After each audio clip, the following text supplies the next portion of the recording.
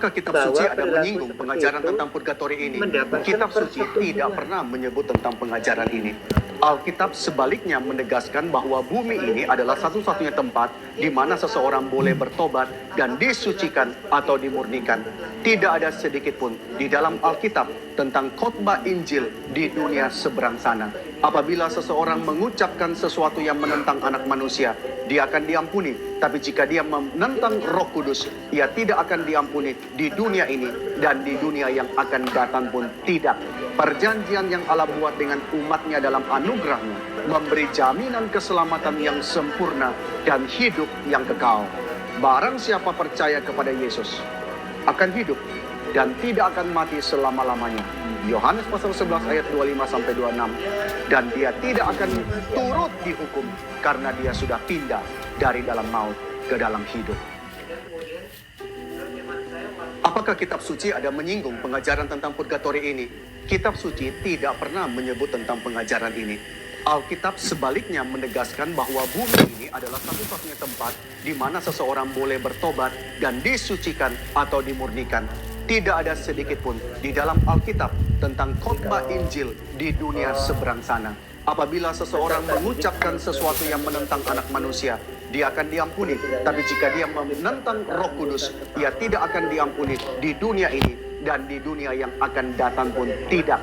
Perjanjian yang Allah buat dengan umatnya dalam anugerahnya memberi jaminan keselamatan yang sempurna dan hidup yang kekal. Barang siapa percaya kepada Yesus akan hidup dan tidak akan mati selama-lamanya.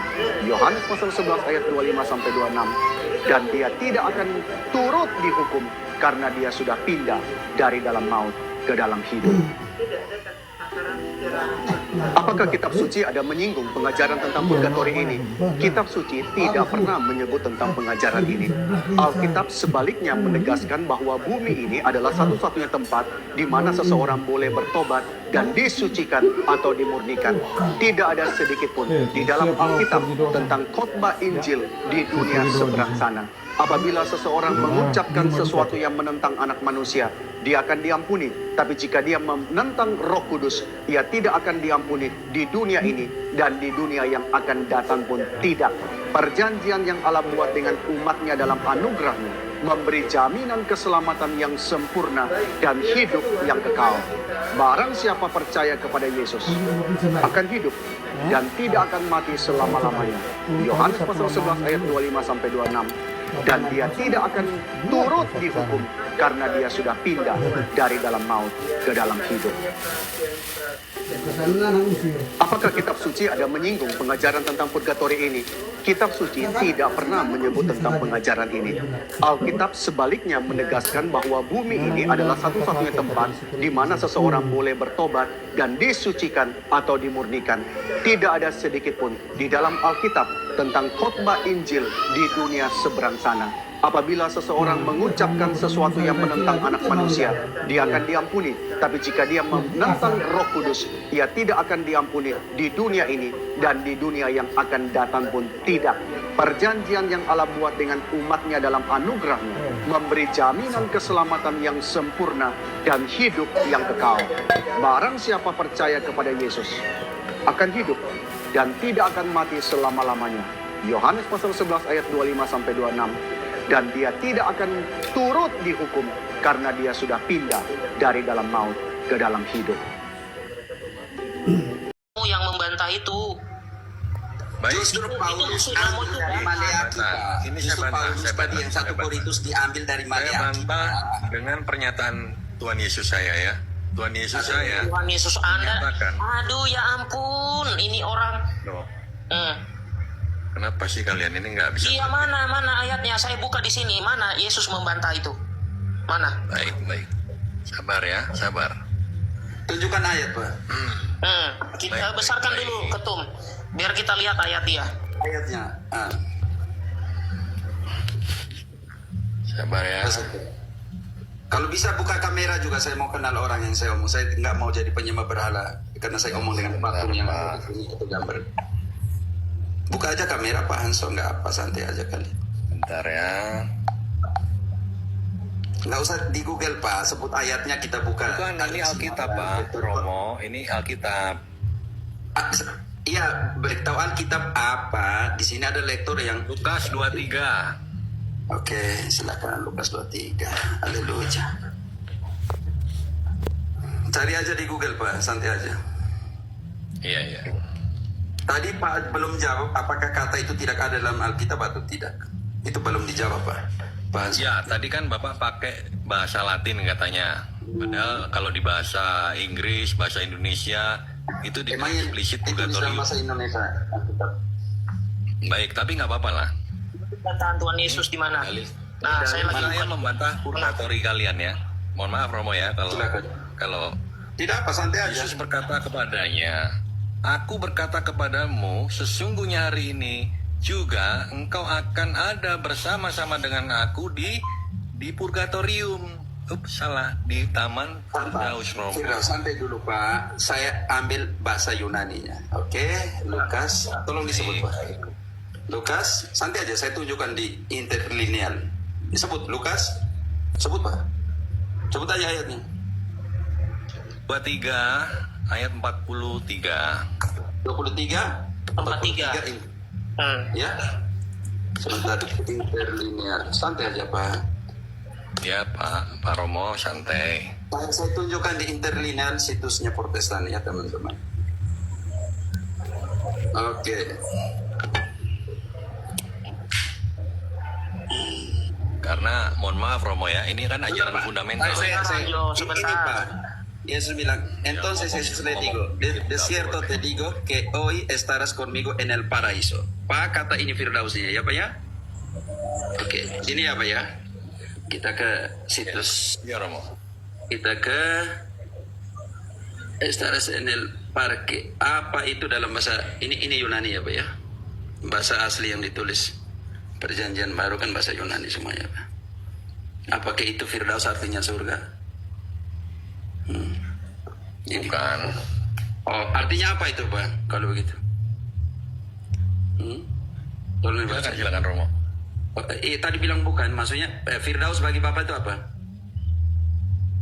Firdaus bagi saya itu pelataran tempat penantian sebelum hari penghakiman kita masuk ke dalam. Oh, barusan omong tempat penantian. Di mana itu tempat penantian? Apa namanya? Yang pasti tempat penantian Firdaus itu Yang bukan pastinya kalau purgatorium. bilang pasti tunjukkan tempat penantian itu apa namanya? Kalau purgatorium kan identik dengan api kan, api yang menghanguskan, api yang Bukan. menyakitkan. Tadi Maliaki sudah 2 menjelaskan. jam di purgatorium setara penyiksaan 100 tahun di bumi, Pak. Bapak pasti Itu pernah di baca mana itu kan? itu? Ayatnya mana tuh katakan itu? Pak, tolong tunjukkan ayat dong. Jangan hanya datang sini tanpa ayat, tanpa data. Tunjukkan 2 jam. Di mana? Sebentar ya. Pak ini Tritunggal Maha Kudus. Sabar. Pak ini Tritunggal, pertanyaan saya. Ya saya Tritunggal. Honest ya Pak, Tunjukkan di honest. satu ayat di dalam kitab suci yang ada kata Tritunggal. Kalau tahu nggak Pak, Tritunggal itu ditentukan oleh konsili. Nama Tritunggal itu dibuat oleh magisterium, oleh otoritas gereja. Dan Pak baru sebut bahwa Pak terima Tritunggal. Ya, Tritunggal itu hanya konsep yang dibikin oleh Bapak Gereja. Oh, Bapak, iya konsili Pak, Gereja Katolik Roma. Dan Pak terima kata Tritunggal. Oke. Pak terima kata inkarnasi. Ya, saya terima. Pak terima kata inkarnasi. inkarnasi. Ya, itu hanya istilah aja, nggak masalah. Tapi diterima. Tapi ketika gereja mengatakan purgatorium ini ada jelas-jelas di Maleaki. Dan Paulus mengambil 1 Korintus 13 diambil dari Maleaki. Pak bantah. Sudah Ada nggak Yesus di mengajarkan Maleaki Pak? itu ada kata Pak itu. Romo, ada nggak Yesus mengajarkan purgatorium? Ada. DG bantu. Oke. Baca DG. Santai aja dulu. Lukas 12. Ya. Ya, tenang dulu, ditutup mikrofonnya. Karena kalau bicara nanti dubbing. Oke ya. Lukas Nanti 12. DG Lukas kamu bantu aja 12. ya. Saya dengar aja. Ya. DG yang Lukas jelaskan. 12. Biar awam-awam Katolik yang jelaskan. Oke, baik. Sudah dibuka belum Lukas 12-nya? Oke. Baik, sebentar. Saya jadi pengen buka kamera juga kalau begini nih. Sebentar, Paman. Sebentar. Oke. Apakah Yesus mengajarkannya? Saya ada materinya soalnya, gitu ya. Oke, sebentar. Oke, Lukas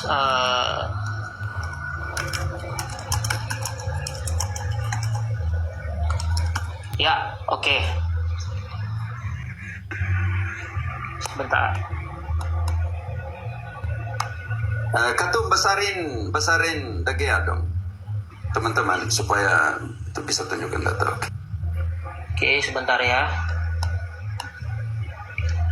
Oke, pertama-tama sebelum kita ke Lukas itu, kita buka dulu ya. Sorry, lagi ngopi. Oke, kita buka 1 Yohanes 5. Ada yang bantu saya baca nggak ya? Supaya saya bisa lebih leluasa nih. 1 Yohanes 5 ayat 16. Ada yang bisa bantu baca nggak, Ketum? Kalau aku yang baca ya jelasinnya jadi Biar saya bantu deh, apa tadi? ya 1 Yohanes 5 ayat 15-16. Sebentar, saya tidak ada kitab suci bahasa Indonesia. Ya, sebentar ya. 1 Yohanes 5. 1 Yohanes 5 ayat 15-16. Oke. Doa untuk orang mati ya. Ya, ada dosa yang dapat diampuni. Oke, Tega, silakan Tega. Ya. 1 Yohanes 5. Ya, dan jikalau kita tahu bahwa Ia mengabulkan apa saja yang kita minta, maka kita juga tahu bahwa kita telah memperoleh segala sesuatu yang telah kita minta kepadanya. Itu salah itu. 1 Yohanes 5 ayat 16. 15-16. Itu 15-nya. Ya, 16 16-nya. Kalau ada seorang melihat saudaranya berbuat dosa, yaitu dosa yang tidak mendatangkan maut, hendaklah ia berdoa kepada Allah dan Dia akan memberikan hidup kepadanya, yaitu mereka yang berbuat dosa yang tidak mendatangkan maut. Ada dosa yang mendatangkan maut, tentang itu tidak kukatakan bahwa ia harus berdoa. Oke. Ya, di bagian itu ada 2. Saya baca ya, bro. Ya. Ya. Sebab itu aku berkata kepadamu, segala dosa dan hujat manusia akan diampuni, tetapi hujat terhadap Roh Kudus tidak akan diampuni. Apabila seorang mengucapkan suatu menentang anak manusia, ia akan diampuni. Tetapi jika ia menentang Roh Kudus, ia tidak akan diampuni. Di dunia ini tidak, dan di dunia yang akan datang pun tidak. Demikianlah. Mama Notes, di situ ada sebutan dunia yang akan datang tidak? Ya, kalau disebutkan di dunia ini tidak, di dunia yang akan datang pun tidak. Oke. Sekarang saya tanya, apakah di surga ada pengampunan? Tidak perlu. Tidak perlu. Apakah di surga, di neraka ada pengampunan? Tidak ada. Tidak. Sekarang saya tanya Hanzo, dunia yang akan datang di mana ada pengampunan dalam ayat itu, menurut Protestan di mana?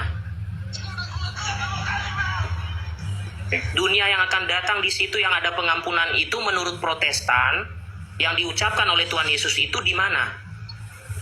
Anda memaknai ayat. Dibaca, bukan memaknai ayat. Ayatnya jelas kok, Itu ngomong apa bukan di situ. merujuk kepada tempat. Aduh, ini orang. Anda. Baca lagi Pak Manov. Nah, kalau dijelaskan. Udah, stop. Itu bukan merujuk suatu Kamu tempat. membantah ayat. Udah, baca dulu Pak Manox. Ini orang nggak jelas loh, dibantah loh ayatnya loh. Baca lagi Paman, coba. Ya. Tukang tafsir, nggak boleh. Apabila seorang mengucapkan sesuatu yang menentang anak manusia, ia akan diampuni. Tetapi jika ia menentang Roh Kudus, ia tidak akan diampuni. Di dunia ini tidak, dan di dunia yang akan datang pun tidak. Saya tanya, Tuhan Yesus bilang ada dunia yang akan datang. Menurut Protestan itu di mana?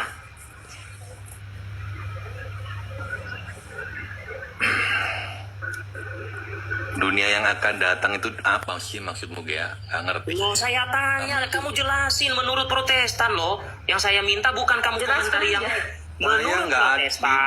di dalam Sebentar. ini. Saya ulangi pertanyaannya supaya kau jangan lari-lari. Dunia Nanti yang baca akan datang- baca kembali karena Pak Hanso tidak mengerti. Dunia yang akan datang tuh itu apa? Menurut kitab suci artinya apa? Pak Hansol jawab juga. Jawab dulu, santai aja. Dunia yang akan datang maksud Yesus ini itu apa? Begitu. Romo, itu kan konteksnya tentang penghujatan terhadap Roh Kudus. Itu adalah Dunia dosa yang yang akan tidak datang, diampuni. Pak. Dunia Kok yang bisa akan datang bisanya dibawa artinya apa? kepada purgatorium itu nggak nyambung, Romo. Bukan dulu, tanya dulu.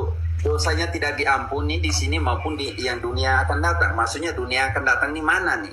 Berarti di sana juga masih punya kesempatan untuk diampuni. Jangan sangat jelas ayat konteks seperti ini, Pak. Nggak usah inilah, itulah, Pak. Romo. Jelas saja dunia yang akan Orang datang meninggal itu menurut mana Pak ada Hanso apa? pertobatan lagi, Romo. Baca kembali ayat itu deh. Ya, baca lagi Pak Manok. Dunia yang akan datang itu apa? Dunia yang akan datang itu apa, Pak Hanso? Ternyata Ya. di sana masih bisa diampuni. Tapi apa dunia yang akan datang itu, Pak? Apabila seorang mengucapkan sesuatu menentang anak manusia, ia akan diampuni. Tapi jika ia menentang Roh Kudus, ia tidak akan diampuni. Di dunia ini tidak, dan di dunia yang akan datang pun tidak.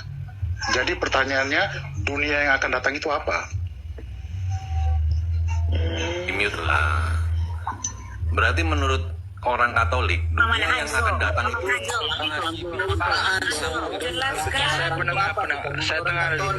Saya penengah dulu. Nah, umpama kalau memang kamu bilang bukan murgatori, di Protestan itu apa? Gitu loh. Artinya kan kalian punya tafsir sendiri. Menurut Oke, saya Protestan, jawab. ayat ini dunia yang akan datang itu di mana?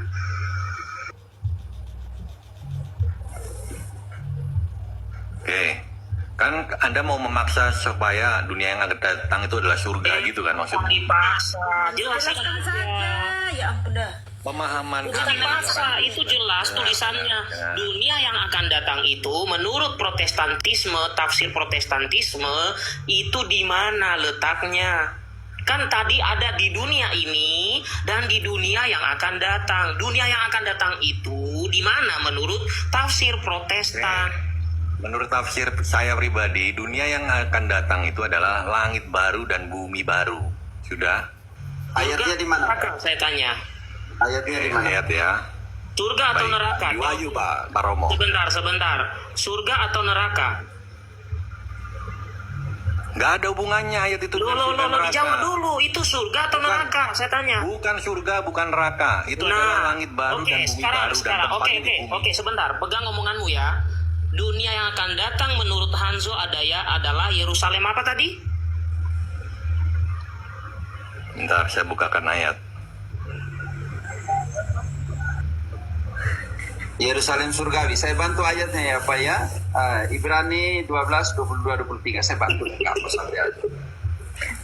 Wahyu 21 ayat pertama. Wahyu 21 ayat pertama. Iya, dibaca. Ya. Nanti, oke, dibaca. Oke, Dew, nanti baca ayat 27 juga ya. Oke, silakan.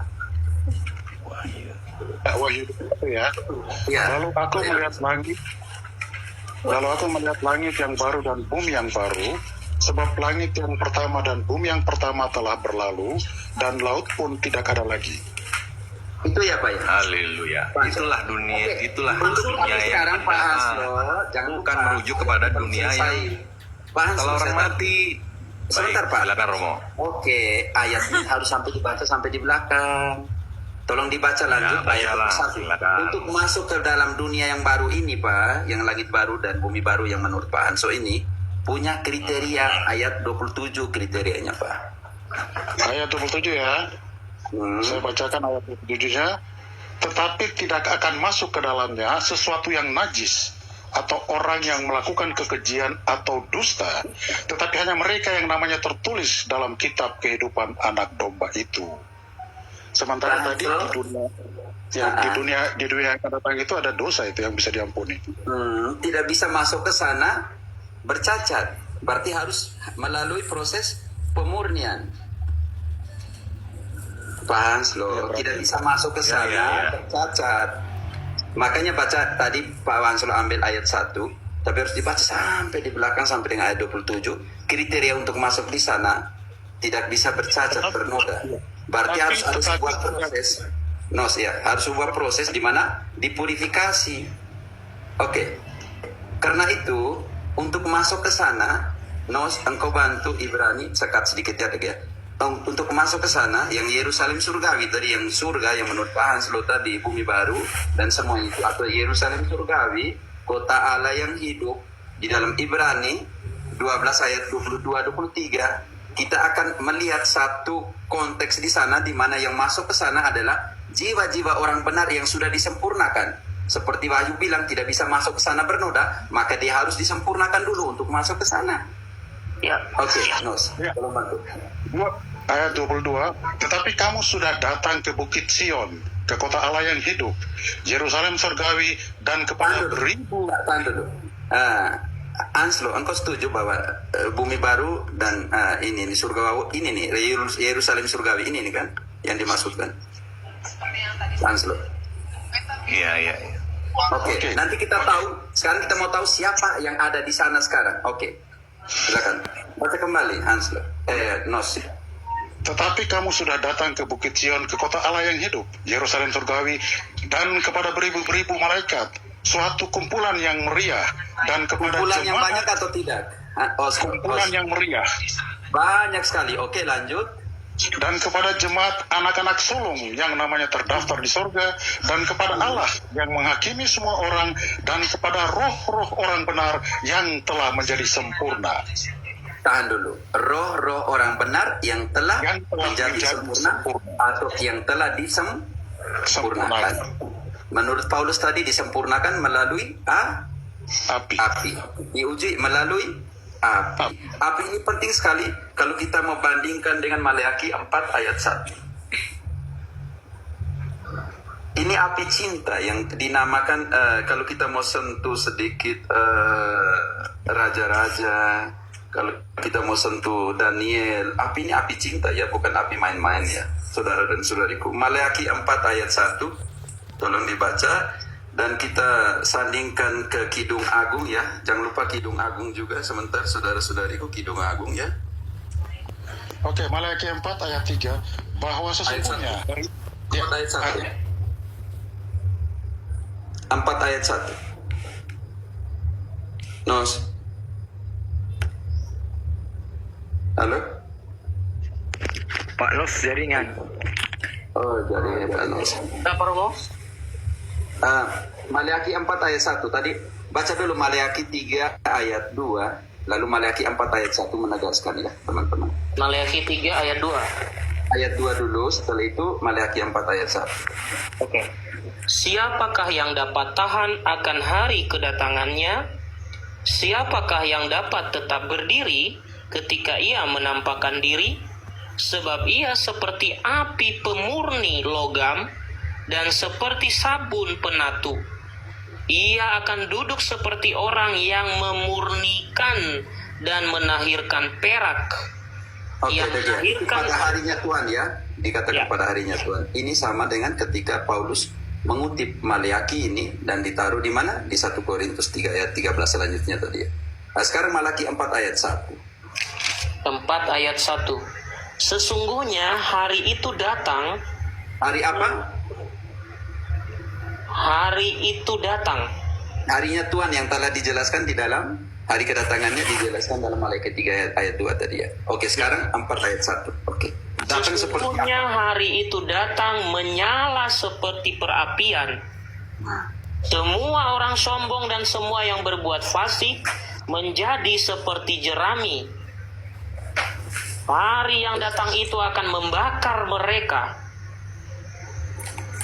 Sekarang api itu seperti apa di sini ya?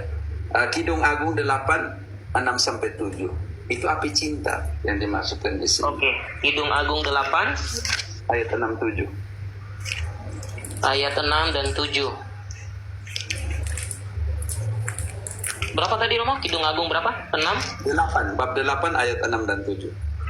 Taruhlah aku seperti materai pada hatimu, seperti materai pada lenganmu, karena cinta kuat seperti maut, kegairahan gigih seperti dunia orang mati, nyalanya adalah nyala api, seperti nyala api Tuhan. Lanjut.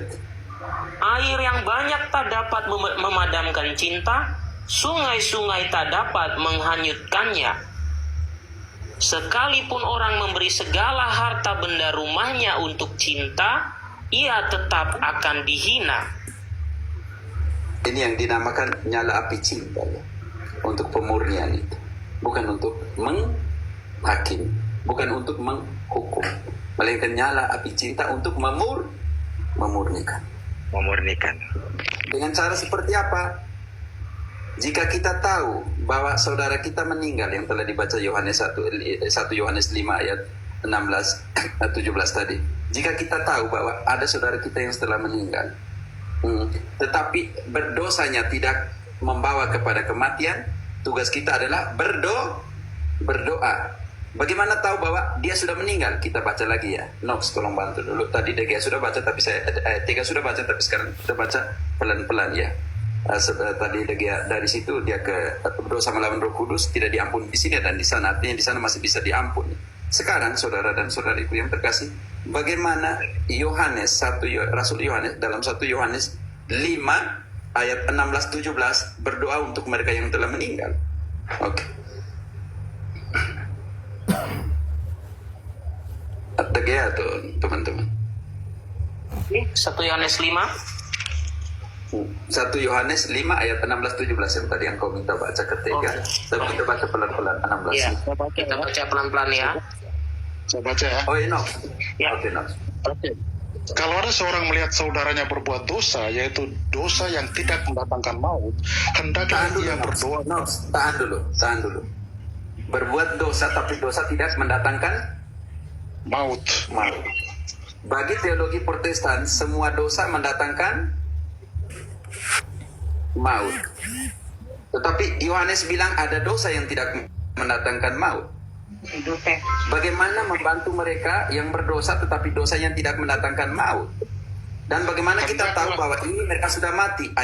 Lanjutan ayat ini kita tahu bahwa ternyata dia sudah mati. Lanjut. Hendaklah ia berdoa kepada Allah, dan dia akan memberikan hidup kepada mereka, yaitu mereka yang berbuat dosa yang... Kita tahu bahwa dia sudah mati karena apa? Karena Allah memberikan dia hidup kepadanya. hidup. Artinya dia sudah Mati. Allah memberikan dia kehidupan. Tetapi apa tugas kita? Berdoa Berdoa kepada Allah. Oke, ayat 17 dia menjelaskan semua dosa membawa kematian, tetapi ada dosa yang tidak membawa kematian. Semua kejahatan adalah dosa, tetapi ada dosa yang tidak mendatangkan maut. Lanjut. Semua kejahatan adalah dosa, tetapi ada dosa yang tidak mendatangkan maut. Kita tahu bahwa setiap orang yang lahir dari Allah tidak berbuat dosa, tetapi dia yang lahir. Oh, sinyalnya Nox ini yang menjadi. Ya, salam Pak. Saya izin turun lah ini Pak. Lain kali saya gabung lagi Pak ya. Oke, gampang ya Pak Dolphin, santai aja ya. Itu baru satu tadi ya. Baru kamu telah mengikuti ajaranku. Ada 7 hal: cara hidupku, imanku, tujuanku. Ini penting ya. Bagaimana kita mau mengikuti Rasul Paulus kalau tidak mau mengikuti 7 kriteria yang dia beri? Iya, Yang pertama ajarannya. Kita kupas semua ajarannya. Ini belum selesai ajarannya Pak Dolphin ya. Bapak sampaikan dari firman Tuhan apa kan? Nanti saya sambung lagi di lain waktu nanti Pak. Ibrani 12. Masih banyak. Oke. Ibrani 12 tadi yang Bapak katakan, yang ayat yang ke-22 sampai 22-23 siapa-siapa yang ada di surga begitu kan. Oke. Pak, nanti saya sambung lagi ada waktunya. Ini karena baterai saya pun udah mulai lowbat nih Pak. Oke. Jadi saya permisi dulu ya Pak. Makasih Bang Dolphin ya. Makasih Bang Dolphin. Terima kasih. Halo, Saya bangga ya. Bangga Pak Dolphin dengan attitude seperti ini untuk sama-sama mau belajar yang benar itu seperti apa. Karena ingat 1 Timotius 2 ayat 4, Tuhan mau semua orang selamat tetapi sampai kepada pengetahuan akan kebenaran. Dan ini yang kita cari. Oke Pak Dolphin. Terima kasih Pak Dolphin. Terima kasih Pak. Terima kasih semuanya. Tuhan Yesus memberkati. Amin. Amin. Nox, engkau selesaikan ayat 17 Tadi belum selesai. Terpotong. Ya, semua kejahatan adalah dosa, tetapi ada dosa yang tidak mendatangkan maut. Dan untuk dosa yang tidak Sinyal saya merah, mendatangkan Romo. Oke, sinyal merah. Untuk dosa yang tidak mendatangkan maut, Deutro kalau kamu ada di bawah bisa naik dong. Untuk dosa yang tidak mendatangkan maut, kita bisa buat apa? Menurut Yohanes tadi ayat 16, berdoa kepada Allah supaya Allah memberikan Berdoa kepada Allah. Iya, supaya Allah memberikan Hidup kepadanya. Ini penting ya saudara dan saudariku yang juga saya pikir kadang kita lupa, kita hanya baca satu ayat menutup itu, tidak bisa. Prinsip dasar hermeneutik Katolik ada, teman-teman bisa temukan dalam Katekismus 114 dari 109, 10, 11 sampai 14. Prinsip dasar di 114 katakan seperti ini. Prinsip dasar hermeneutik analogi. Artinya apa? Satu ayat dia punya keseluruhan dalam isi.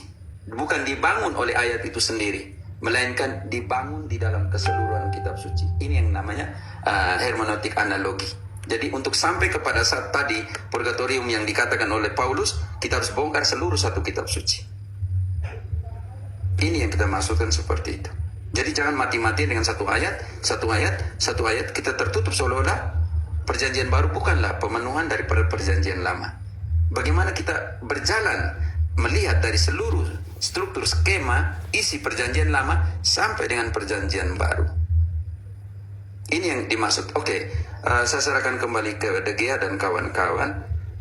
Tema ini selalu dipertanyakan, tetapi saya rasa sedih juga karena teman-teman Protestan hanya menutup satu ayat selesai dan analoginya kemana tidak dipakai. Oke, karena itu ya kita namakan dinamakan hermeneutik gramatikal, sintaksis dan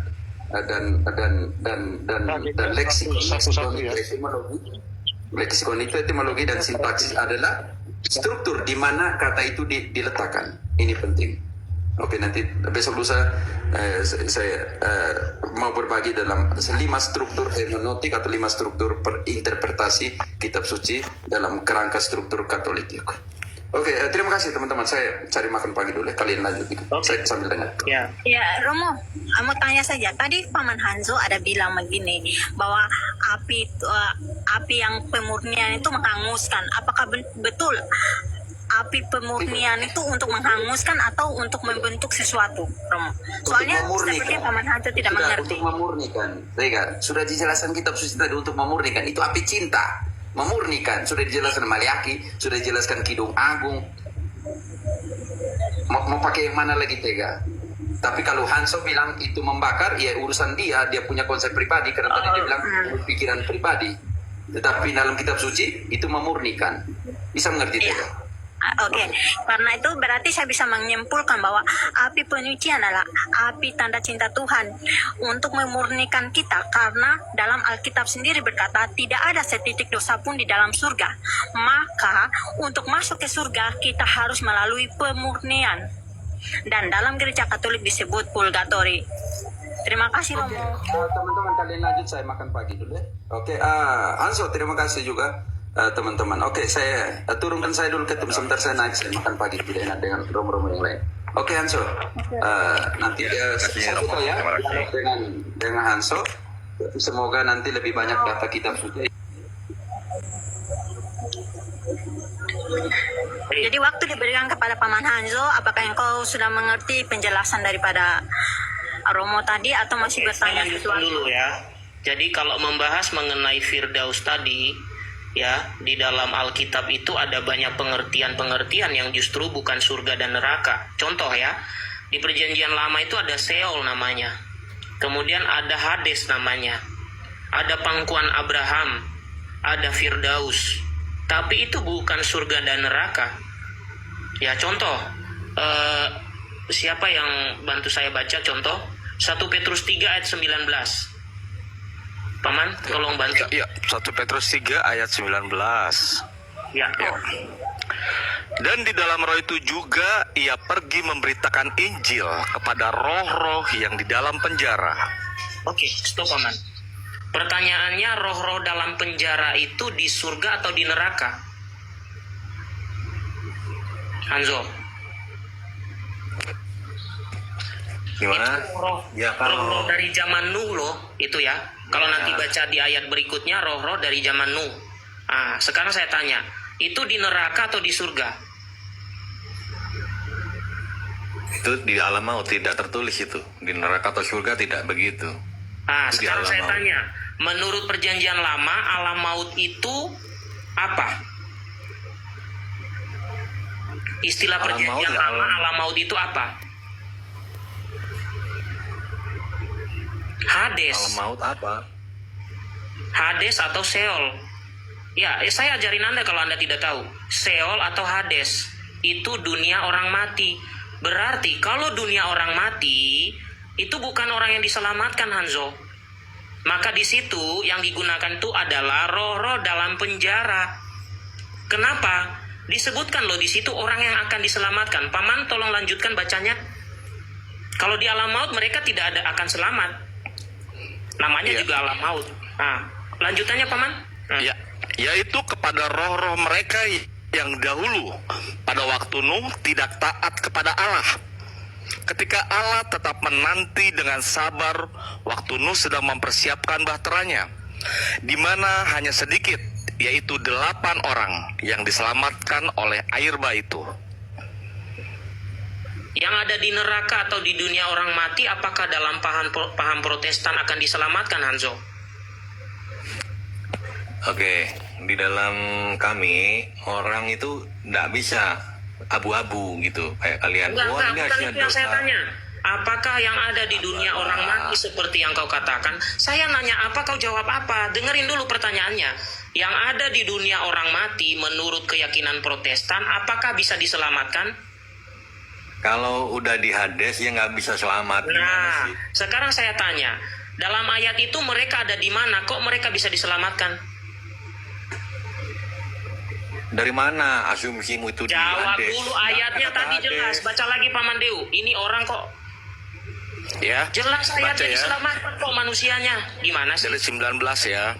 Ya, Dan di silakan. dalam roh itu juga ia pergi memberitakan Injil kepada roh-roh yang di dalam penjara, yaitu kepada roh-roh mereka yang dahulu pada waktu Nuh tidak taat kepada Allah. Ketika Allah tetap menanti dengan sabar waktu Nuh sedang mempersiapkan bahteranya, di mana hanya sedikit, yaitu 8 orang yang diselamatkan oleh air bah itu. Oke, Paman Deu, mereka diselamatkan nggak? Diselamatkan. Diselamatkan. Menurut Hanzo, yang ada di dunia orang mati atau Hades itu tidak diselamatkan. Gimana sih? Kalau itu 8 begitu- orang itu Nuh dan Sebentar, anak-anaknya. sebentar.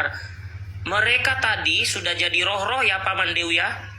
Betul ya? Ya, di ayat 19 ya Pak Hanzo fokusnya ke ayat 19 dan di dalam Mereka roh itu sudah juga iya, roh. nah Mereka sudah roh-roh dan mereka dikunjungi oleh Tuhan Yesus karena mereka adalah orang-orang yang diselamatkan atau yang dibinasakan, Paman Deu. dia sudah pasti diselamatkan. Kalau dia sudah kalau sudah di surga ngapain lagi dikunjungi?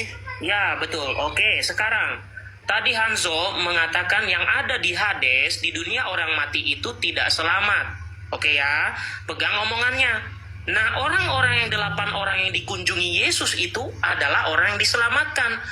Kalau begitu mereka bukan di Hades. Menurut Protestan mereka ada di mana?